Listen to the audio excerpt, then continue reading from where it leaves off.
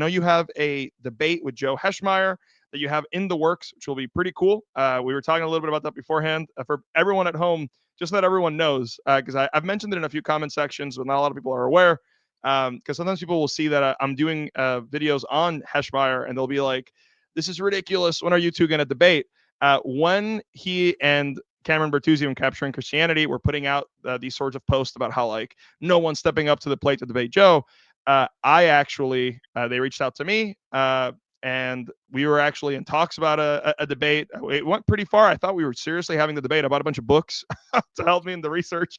And when I said that I wanted the debate to be set up in such a way where I had to make a case for the Protestant canon, he had to make a case for the Roman Catholic canon, and then we had to critique one another's cases so that we would have like a worldview comparison, he called the debate off and said he only wanted to debate the Protestant canon. But I'm glad that someone such as yourself is still debating him. And so maybe the people can look forward to that. Or is there anything else that you have going on you want to let everybody know about? Well, yeah, quickly, I'll say something about that. So I saw the post on Cameron's channel. He did a post, where you have your little section where you can post comments and so forth apart from a video. So there he had posted something like they're looking for somebody who will debate Joe on the Protestant canon.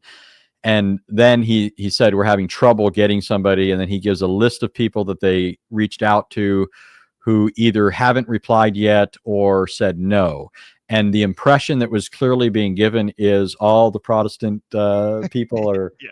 are tuck and tail and so forth. And I was like, oh well, I won't. And so now this is before I know about. I should say, and I can't remember all the names that were on the list. I remember thinking I have a hard time believing this person said no. Now I could see why some people would say no the way it was being presented there, because it was presented as only debating the Protestant canon, and that's something I've heard from a number of people. Like, I wouldn't do it under those conditions because it's like basically you're just letting even just optically the way this looks to people. If you're always on the defense, even if you do a great job, it's still your position constantly being defended. It looks like you're on the back foot or something. And so it gives a impression that their position is just impregnable and unchallenged, and yours is always in the hot seat kind of thing.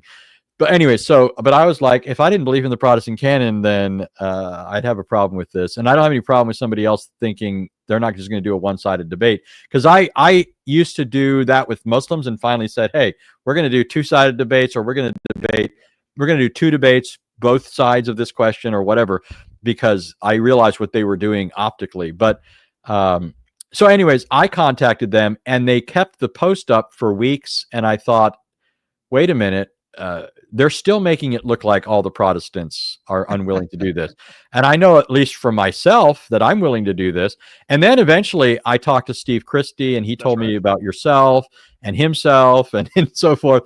And I was like, okay, so I'm not the only guy, but I knew even up to this point, I knew I contacted them, and I'm thinking, what gives? They at least should change the way they've presented it and say some other people have accepted, but we don't want to do it or whatever. Yeah, exactly. But see, but it's not. Hey, it's not as rhetorically effective if they do that. I mean, that really is the truth of the matter, right? It's a lot better when the picture that's being put forth is like, no one will challenge our gladiator, right? And it's like, it's like Goliath walking around scaring the armies of Israel. So it's like, it's not as intimidating, I guess, or rhetorically effective if you have to say, well, several people stepped up to the plate, but we just didn't like the fact that we would have to defend the Roman Catholic canon. But anyway, our gladiator. Yeah.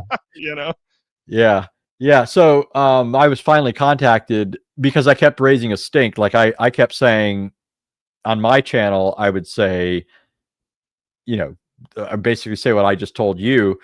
But then I went on David's channel to do something, and I don't know how it came up, but it came up, and I said, I told them I'd do it, and they never responded to me.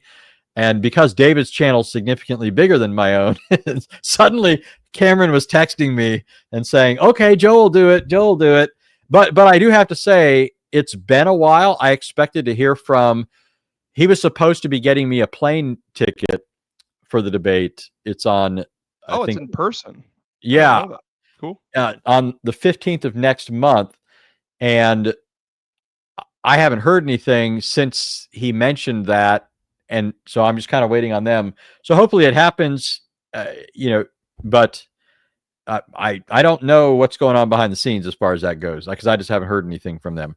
So I'm ready. And speaking of books and stuff, I mean, I'm surrounded by stuff I I either had from the past or got for this, and I'm raring to go.